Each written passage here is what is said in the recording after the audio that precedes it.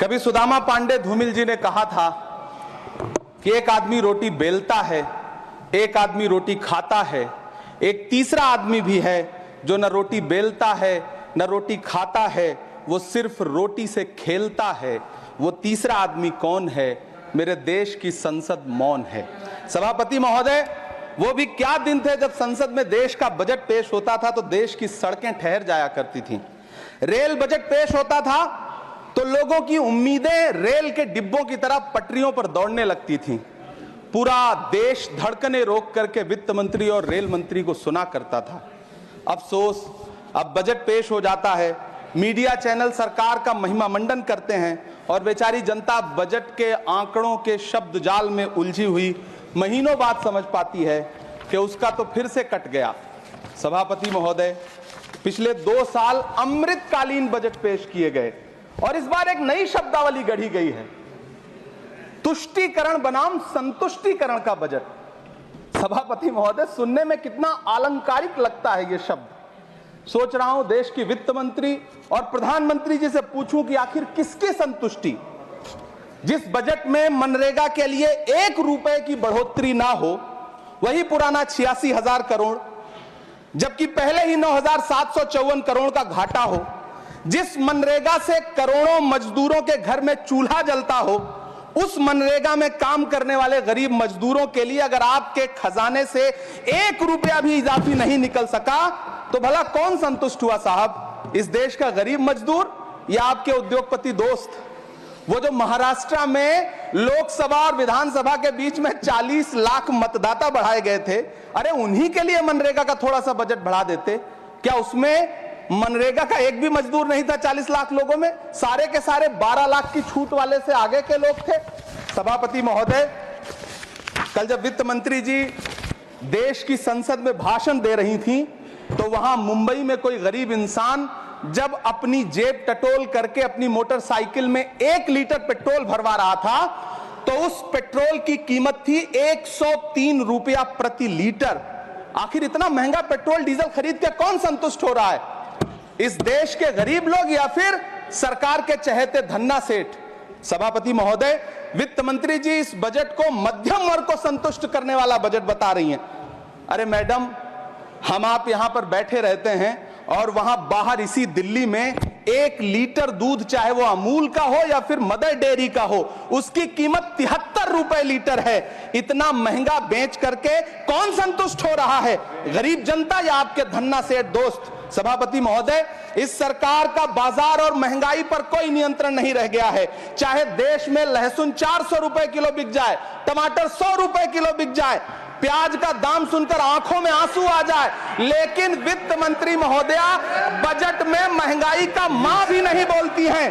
बच्चों की किताब और पेंसिल तक पर टैक्स लगाने वाले सरकार से मैं पूछना चाहता हूं कि आप मध्यम वर्ग का हितैषी बताते हैं खुद को, तो शर्म नहीं आती है? खुद को धार्मिक कहने वाली सरकार भगवान श्री कृष्ण के प्रिय खाद्य पदार्थों दही और मक्खन तक पर जीएसटी लगाती है और बात करती है मध्यम वर्ग की हिमायती होने की। जिंदा रहते हुए जनता से हर चीज पर टैक्स वसूलने वाली यह सरकार कम से कम मरने पर तो लोगों को बख्श देती, लेकिन नहीं, वहां भी लूटना है। अंतिम संस्कार के सामान, अगरबत्ती, धूप बत्ती, केवड़ा जल, चंदन पाउडर, जौ, बताशा, काला तिल, पंचरत्न, कपूर और कफन तक पर टैक्स लेने वाली यह सरकार किस मुंह से खुद को मध्यम वर्ग का हितैषी बताती है? कौन सी संतुष्टि? किसकी संतुष्टि? कदम कदम पर टैक्स देकर लूटने वाली जनता की या फिर जनता से टैक्स वसूल करके धन्ना सेठों का खजाना भरने वाली सरकार की? किसकी संतुष्टि? सभापति महोदय, 18 अगस्त 2015 आरा का बिहार का ऐतिहासिक मैदान, सजा हुआ मंच, हजारों की भीड़ और सामने खड़े हुए देश के प्रधानमंत्री का भाषण। बिहार के भाइयों बहनों, आज मैं बिहार के लिए पैकेज की घोषणा कर रहा हूं। 50,000 करोड़ कर दूं कि ज्यादा कर दूं? अखिलेश भाई, 60,000 करोड़ कर दूं कि ज्यादा कर दूं? 70,000 करोड़ कर दूं कि ज्यादा कर दूं? 80,000 करोड़ कर दूं कि ज्यादा कर दूं? चलो, मैं बिहार को 1.25 लाख करोड़ का पैकेज दे रहा हूं। 10 साल हो गए सभापति महोदय, वही ढाक के 3 पात। बिहार आज भी विकास की बाट जोह रहा है। भाषण आज भी प्रधानमंत्री जी के यूट्यूब चैनल पर सुना जा सकता है। जो झूठ बोल के करता है मुतमईन सबको, वो झूठ बोल के खुद मुतमईन नहीं होता। सभापति महोदय, ये तो राहुल जी का असर है। कौन सा शब्द सर, कौन सा शब्द? झूठ। ठीक है सर, मिथ्या बोल करके, जो मिथ्या बोल के करता है मुतमईन सबको, वो मिथ्या बोल के खुद मुतमईन नहीं होता। ये राहुल जी का असर है। जो मखाना बोर्ड की घोषणा हुई, अखिलेश जी आपको याद होगा, भारत जोड़ो न्याय यात्रा में 30 जनवरी 2024 को बिहार के रंगभूमि मैदान में राहुल गांधी जी का पूर्णिया में भाषण था और उसमें मखाना को लेकर उन्होंने आवाज उठाई थी। ये उनका असर है कि आपको मखाना बोर्ड बनाना पड़ा, वरना तो आप मखाना बोर्ड बनाने वाले लोग हैं। सभापति महोदय, बिहार को झूठे पैकेज और चुनावी दिलासे देना बंद करिए। आज भी जब कोसी में बाढ़ आती है तो पूरा सीमांचल बर्बाद हो जाता है। मैंने उस तबाही को अपनी आंखों से देखा है। 2016-17 की बाढ़ में अपने इन्हीं हाथों से राहत सामग्री बांटी है मैंने। अगर सच में बिहार के लिए कुछ करना चाहते हैं तो बिहार को बाढ़ से बचाने का प्रबंध करिए। पूर्णिया एयरपोर्ट 10 साल से बाट जो रहा है, घोषणा 2014 में हुई, बन के आज तक तैयार नहीं हुआ। अलीगढ़ मुस्लिम विश्वविद्यालय का किशनगंज सेंटर बजट के अभाव में दम तोड़ता जा रहा है। मैंने पिछले बजट सत्र में भी आवाज उठाई थी। आज फिर वित्त मंत्री जी से अनुरोध करना चाहता हूं, दामन फैला करके, कि अलीगढ़ मुस्लिम विश्वविद्यालय का किशनगंज सेंटर बन जाने दीजिए। आखिर कौन सी नफरत है? यह मुल्क हमारा भी है। इस मुल्क की मिट्टी में हमारा भी खून पसीना शामिल है। हमसे इतनी भी क्या नफरत? रिश्तों की ये नाजुक डोरें तोड़ी थोड़ी जाती हैं। अपनी आंखें दुखती हो तो फोड़ी थोड़ी जाती हैं। सभापति महोदय, अल्पसंख्यक मंत्रालय का बजट काटकर मौलाना आजाद नेशनल फेलोशिप बंद कर देना, प्री मैट्रिक स्कॉलरशिप बंद कर देना, नई मंजिल योजना बंद करना, धरोहर योजना बंद करना। 2024-25 के बजट में माइनॉरिटी मिनिस्ट्री के लिए 3183 करोड़ रुपए की घोषणा हुई, लेकिन देश को हैरत होगी कि बाद में समीक्षा करके लगभग आधा कर दिया गया, 1868 करोड़ रुपए। मैं तो सरकार से पूछना है कि कौन संतुष्ट हुआ? इस देश का अल्पसंख्यक संतुष्ट हुआ या आप संतुष्ट हुए? किसका संतुष्टिकरण? सभापति महोदय, मैं प्रधानमंत्री जी से कहना चाहता हूं कि आप ही ने 1 मार्च 2018 को किंग अब्दुल्ला को, जॉर्डन के किंग अब्दुल्ला को मेहमान बना करके इसी दिल्ली में एक कॉन्फ्रेंस में कहा था कि मैं मुसलमानों के एक हाथ में कंप्यूटर और दूसरे हाथ में कुरान देना चाहता हूं। कंप्यूटर देने की बात तो छोड़िए, पढ़ाई के लिए जो स्कॉलरशिप मिल रही थी उसको भी छीन लिया आपने। किसको संतुष्ट करने के लिए? हम समझते हैं इस साजिश को। आप माइनॉरिटी मिनिस्ट्री का बजट काटते काटते एक दिन मिनिस्ट्री को ही बंद कर देना चाहते हैं।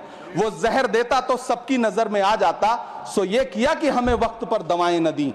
सभापति महोदय, मैं तो वित्त मंत्री जी से पूछना चाहता हूं आपके माध्यम से कि शायद आपको पता ही नहीं है कि गृहस्थी चलाने वाली एक गृहिणी की मुश्किलें क्या क्या होती हैं। आपने कभी सोचा भी नहीं होगा कि जब वो किचन में सब्जी बनाने के लिए कढ़ाई में तेल डालती है तो उसके साथ उसके आंसू भी गिरते हैं। सभापति महोदय, शायद उन्हें पता भी ना हो कि एक छोटी सी गाड़ी और एक छोटे से फ्लैट का EMI भरने के बाद इस देश का एक गरीब इंसान जब अपने बच्चों की फीस भरने के बारे में सोचता है तो उसे कितनी खुशियों का गला घोंटना पड़ता है। शायद उनको पता भी नहीं है कि फसल बेच करके बिटिया की शादी का सपना सजाने वाला किसान जब अपनी फसल बर्बाद देखता है तो कितनी रातें सो भी नहीं पाता है। सभापति महोदय, शायद वो कभी इस पीड़ा को समझ ही नहीं पाएंगी कि परिवार के किसी एक सदस्य को कैंसर जैसी बीमारी हो जाए तो घर और जमीनें गिरवी रख उठती हैं लेकिन इलाज नहीं हो पाता। सभापति महोदय, इसी देश की संसद में कभी स्वर्गीय सुषमा स्वराज जी ने कहा था कि जब देश की करेंसी गिरती है तब देश की प्रतिष्ठा गिरती है। एक तरफ कोलंबिया जैसा छोटा सा देश और उसके प्रधानमंत्री गुस्तावो पेत्रो खड़े हैं जो कोलंबिया के नागरिकों को हथकड़ी लगाकर लाने वाले जहाज को अमेरिका बैरंग वापस लौटा दे रहे हैं, और दूसरी तरफ हमारे प्रधानमंत्री जी खड़े हैं जो बेड़ी और हथकड़ी लगा करके लाए गए बेटों के अपमान पर एक शब्द नहीं बोल रहे। सभापति महोदय, मैं इतिहास के पन्ने पलट रहा हूं, मुझे 2 किरदार याद आ रहे हैं। एक तरफ निक्सन के 7वें बेड़े की धमकियों के सामने लोहे की तरह अडिग इंदिरा गांधी खड़ी हैं, तो दूसरी तरफ खुद ही नमस्ते ट्रंप का नारा लगाते हुए प्रधानमंत्री जी खड़े हैं। मेरे कानों में सुषमा स्वराज जी की आवाज गूंज रही है। बहुत कम बोलने वाले डॉक्टर मनमोहन सिंह ने बहुत ज्यादा बोलने वाले प्रधानमंत्री जी को जब देश की बागडोर सौंपी थी तो $1.58 का था, आज 85 से 87 के बीच में झूल रहा है। इन दिनों रुपए की अहमियत गिरती है तो न तो देश की प्रतिष्ठा गिरती है, ना प्रधानमंत्री की गरिमा। जिस देश में 80 करोड़ लोगों को 5 किलो राशन के लिए कतारों में लगना पड़ता हो, उस देश में यह सरकार 12 लाख तक के टैक्स न लेने के लिए अपनी पीठ थपथपा रही है। हुकूमत इस कदर आवाम पर एहसान करती है, ये आंखें छीनती है और चश्मे दान करती है। सभापति महोदय, महाराष्ट्र का भिवंडी हो, मालेगांव हो, इचल करंजी हो, यूपी का बनारस हो, मुआयमा हो, मुबारकपुर हो, रांची का छोटा नागपुर हो, बिहार का भागलपुर हो, हर जगह बुनकरों की उम्मीदें तोड़ रही हैं, लेकिन इस सरकार के पास उनके लिए कुछ भी नहीं है। मुरादाबाद का पीतल उद्योग, कानपुर का चमड़ा उद्योग, सहारनपुर का लकड़ी उद्योग, फिरोजाबाद का चूड़ी उद्योग, अलीगढ़ का ताला उद्योग, सब सरकारी प्लानिंग से तबाह हो रहे हैं। इन तमाम के बीच सरकारी सपोर्ट से बस एक उद्योग फल फूल रहा है, नोएडा का नफरत उद्योग। सभापति महोदय, जिस देश में 40 से 45% मेडिकल फैकल्टी की सीट खाली हो, वहां बजट में 75,000 नए मेडिकल सीट्स का ऐलान हो रहा है। सरकार बहादुर, कम से कम इस देश के पढ़े लिखे युवाओं को तो मूर्ख समझना बंद करिए। वो अब तिजारती पहलू निकाल लेता है। पहले 7500 मेडिकल सीट्स बाद में बनाइएगा, पहले जो एम्स में 2161 पद खाली पड़े हैं उनको तो भर दीजिए। वो अब तिजारती पहलू निकाल लेता है। मैं कुछ कहूं तो तराजू निकाल लेता है।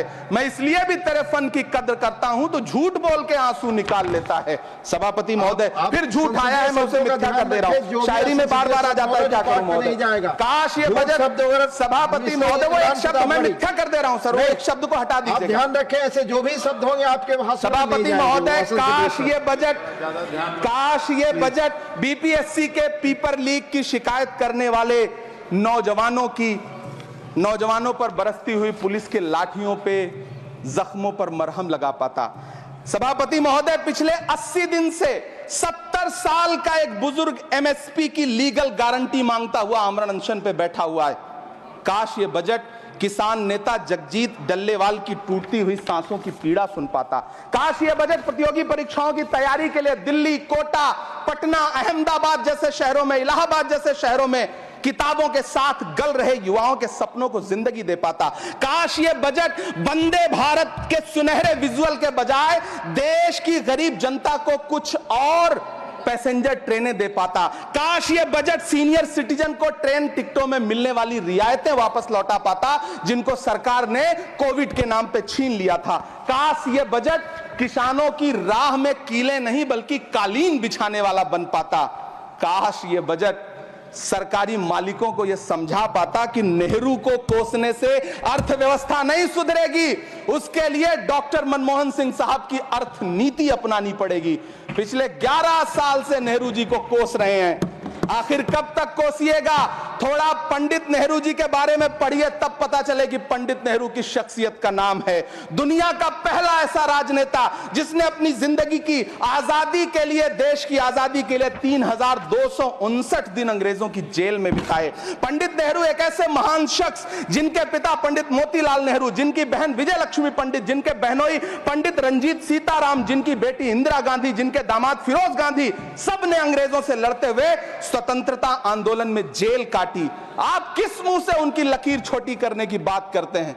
नहीं कर पाइएगा, 7 जन्मों में नहीं कर पाइएगा, क्योंकि जिस्म की मौत कोई मौत नहीं होती है। जिस्म मिट जाने से इंसान नहीं मर जाते, धड़कने रुकने से अरमान नहीं मर जाते, सांसें थम जाने से ऐलान नहीं मर जाते।